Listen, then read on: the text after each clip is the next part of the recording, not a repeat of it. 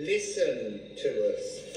So increasing the diversity of your biome will increase your physical and mental health, and it will allow love to lock deeper throughout every cell. The biome is the interface for love and health. Chopping up the purple cabbage. Of course, I'll be adding the Celtic sea salt to this. I used my last orange pepper. I put in a half a daikon radish, 1 small beet, 1 fairly small red carrot, a tiny onion, and 1 clove of garlic into this next sauerkraut. You will get freedom. If you can only improve your biome, you will move to freedom, to be untamable. And that, you see, that is that energy where you do not allow food to be a controlling mechanism, not just by you, but by our global food market. We have to fight this energy. We have to stop food fascism because it exists. And it exists, look, you know, I've been a vegetarian and a vegan, and yet I make no judgment on what other people do when they eat. I'm not going down that line. There's always a horrible joke, which is, how do you tell a vegan? You don't have to, they will. And there is that kind of energy. It's not our journey to judge what others eat. We can just say, you'll find your life better and healthier if you eat more diversity. I didn't tell you what it should be. I didn't say that you shouldn't eat animals. You do what you need to do to increase your own diversity. We do not judge others because that's food shaming. So it's getting a little wetter, not quite wet enough to pack in the jar yet. It's turning my hand a lovely shade of purple whilst I'm working on it.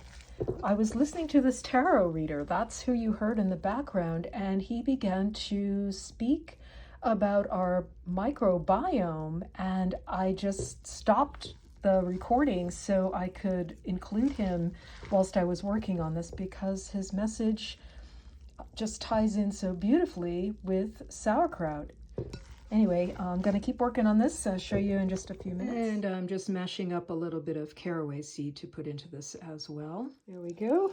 That's what I'm looking for. And if you're making sauerkraut, that's what you want to be seeing as well, is a lot of liquid. Because the sauerkraut, when it gets packed in the jar, needs to be submerged below the liquid. I'll show you in just a moment. So got a lot of liquid in there. The cabbage leaves on top of the sauerkraut. It's well submerged. Got it in a bowl, gonna set it off to the side, check on it in a few days. Hey y'all, 6 days ago, you saw me set this thing up, and it's got nice foam at the surface of it. Not seeing any more actual bubbling going on, so let me bring it to the other part of the counter and let's have a look. So I just opened it up and it has a really lovely sauerkraut fragrance. Put this thing in here and just see if it's gonna do anything.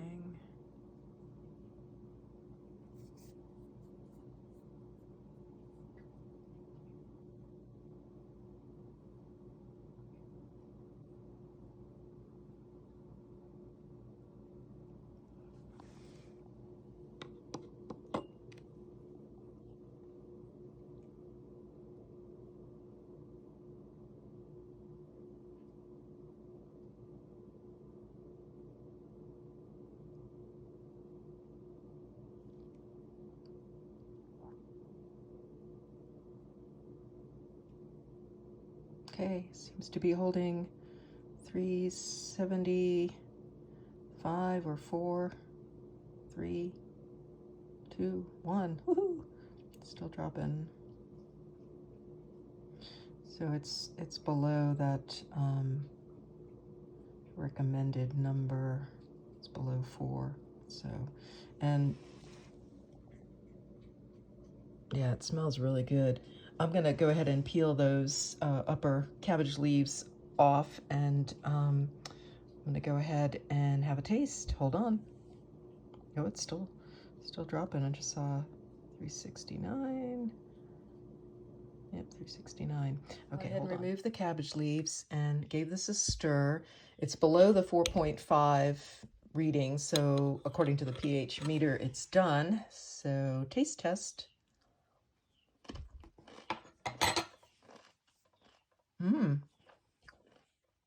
Wow, the caraway seed comes through. It's a little bit crunchier than the last one. So it's only been 6 days. So even though the pH meter is saying, you know, it's fermented and it tastes fermented, I'm gonna put it back together, put the leaves back on, pour that liquid back over top, and put a glass jar back in there and let this stay on my counter for another few days. But I'm gonna go ahead and post this. It's complete as far as flavor, but I am waiting for the cabbage to be a little less crunchy. That's kind of how I'm preferring to have my krauts now.